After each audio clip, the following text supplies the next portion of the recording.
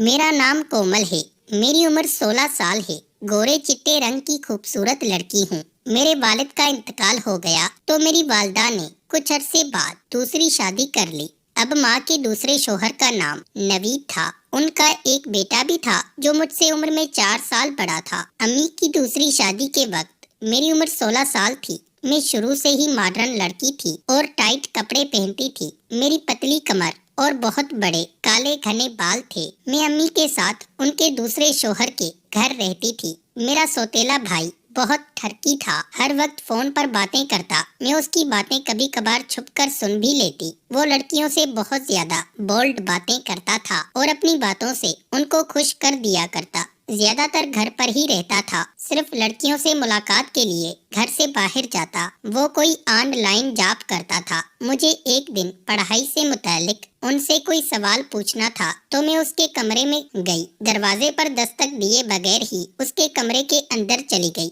दरवाजा खोलते ही जब मेरी नजर भाई पर पड़ी तो जो मैंने देखा अब आप लोगों को कैसे बताऊं। मुझे देखते ही वो मुड़ा। मैं शर्म के मारे लाल हो गई थी। मैं भी जवान थी, 16 की उम्र थी। वो भी जवान था। मैंने उसको पहली बार ऐसी हालत में देखा था तो शर्मा गई, लेकिन फिर भी बड़ी मुश्किल से खुद पर काबू रख कर बोली, भाई मुझे आपसे ये मुश्किल सवाल समझना था। उसने कहा आ जाओ, और भाई ने खुद को टॉवल में कवर किया। फिर मैं उसके साथ बेड पर बैठ गई। मेरे वजूद में एक लहर सी दौड़ गई। उसने मुझे सवाल समझाया। मैं सवाल समझकर बाहर आ गई। जब रात को अपने कमरे में सोई हुई थी तो मेरे जहन में जाहिद भाई के बारे में बार बार ये ख्याल आ रहा था कि ना जाने जाहिद ने मेरे बारे में क्या सोचा होगा। मैं ये सोच सोच कर हलकान हो रही थी। इतने में नींद मुझे मदहोश करने लगी। जब सोने लगी तब भी बार बार यही ख्याल मेरे जहन में आ रहे थे। मैं इन्हीं सोचों में गुम थी कि मुझे अपने कमरे के बाहर किसी की आहट महसूस हुई। मैंने जल्दी आंखें बंद कर ली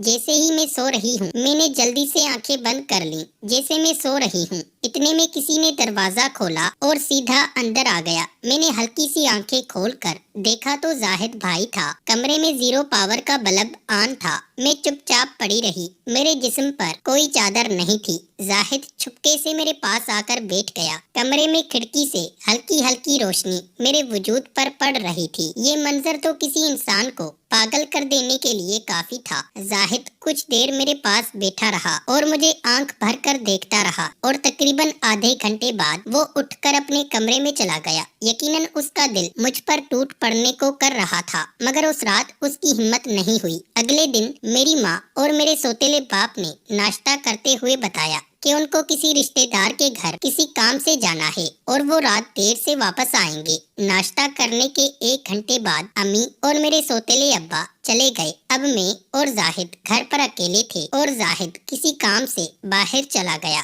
दिन के 11 बजे मैं टीवी देख रही थी कि इतने में जाहिद आ गया और उसने कहा मुझे मैच देखना है, मुझे टीवी का रिमोट दो। मैं उस वक्त अपना फेवरेट शो देख रही थी। मैंने कहा अभी नहीं, मैं देख लूं, उसके बाद तुम मैच देख लेना। मगर उसने जिद की और रिमोट छीनने की कोशिश की, जिससे मैं सोफे पर गिर गई। मैं जल्दी से किचन में चली गई। दोस्तों, उम्मीद करते हैं कि आज की ये कहानी आपको जरूर पसंद आई होगी। अगर आपको ये कहानी पसंद आई हो तो इस वीडियो को ज्यादा से ज्यादा लाइक करें, चैनल को सब्सक्राइब करें। मिलते हैं नेक्स्ट वीडियो में, तब तक के लिए आपसे इजाजत।